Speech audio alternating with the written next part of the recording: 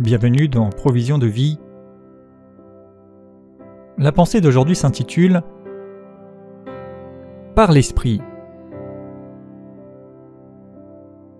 La parole de Dieu fait référence plusieurs fois à la différence entre la chair et l'esprit, la vie selon la chair, la vie selon l'esprit, la pensée de la chair, la pensée de l'esprit. Et il est dit à cet égard dans Galates au chapitre 5 et au verset 16 « Marchez selon l'esprit, et vous n'accomplirez pas les désirs de la chair. » Jésus annonçait dans l'évangile de Jean chapitre 3 verset 6 que ce qui est né de la chair est chair, mais ce qui est né de l'esprit est esprit.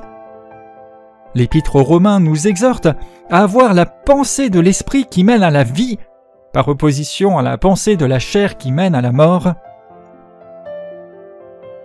Tous ces passages mettent en garde, mettent en attention.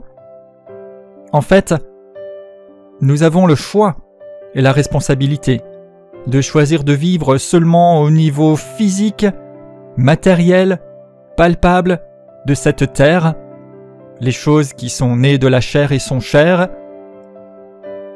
ou bien de vivre selon l'esprit, les choses du ciel, les réalités divines, la puissance de Dieu. Les choses terrestres, les choses de la chair, conduisent à des attraits, à des actions charnelles qui vont s'opposer à notre nature spirituelle et son développement, par opposition aux choses de l'esprit qui vont être inspirées et animées par l'Esprit de Dieu et produire des choses excellentes, tant pour notre vie spirituelle que notre vie physique. Galates 5 toujours au verset 22 dit à cet égard le fruit de l'esprit, c'est l'amour, la joie, la paix, la patience, la bonté, la bénignité, la fidélité, la douceur, la tempérance. La loi n'est pas contre ces choses.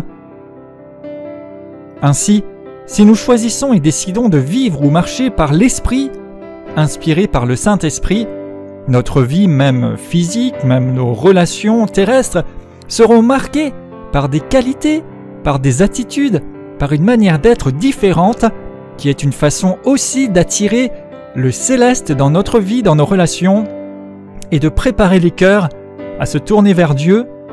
Alors choisissez de marcher selon l'Esprit, choisissez de ne pas suivre le courant du monde, mais de démontrer les qualités de l'Esprit régénéré par l'Esprit puissant de Dieu, et voyez votre vie élevée, agréable à Dieu et agréable aux hommes, pour l'honneur de Jésus-Christ.